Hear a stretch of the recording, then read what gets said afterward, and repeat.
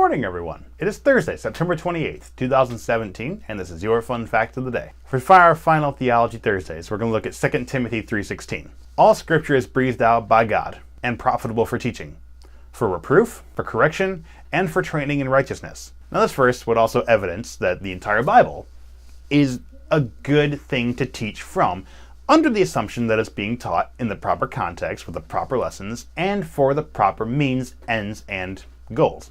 As you've been able to see these past 12 weeks, when stripped of context, many of these verses that people will claim the Bible is talking about is not at all what the Bible actually means. And these are just a mere few examples from actually thousands of real-world examples. When stripped of context, a verse can be made to fit into any situation. It can be made to suit any purpose or any goal, or just become a good rallying cry.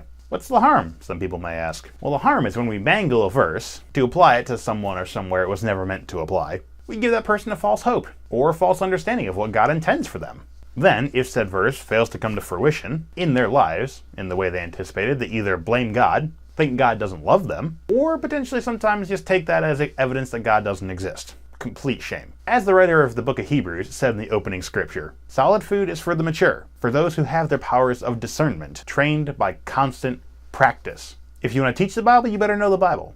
And you better know it well. You better practice this. You better keep practicing at this. You don't know the Bible and then call it good, and then you're set for life. First of all, nobody ever will know the entire Bible. Almost certainly not word for word, and especially not lesson for lesson, story by story, teaching point by teaching point. There's probably too much of that for our brains to completely handle, let alone not enough time in our given lives to get a grasp on all the information there is to have there. But the point is, anything in the Bible can be taught well.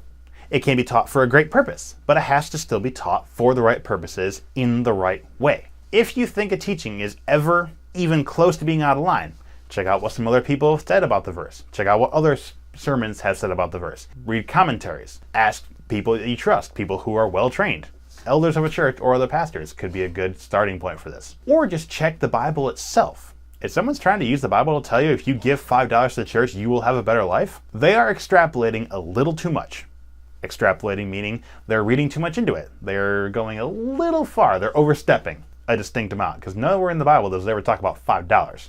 There were no dollars back then, and it never talks about specific amounts of money very often, especially not as far as a descriptive instruction as specific as that. So all this to say, when you take from the Bible, take it in the proper context, with the proper meaning. Otherwise, don't take it at all. Far too much harm will come from that more than good. In other news, today is National Good Neighbor Day. See last week's Theology Thursday for just a little bit of coincidental irony there. Hope you've enjoyed this fun fact of the day.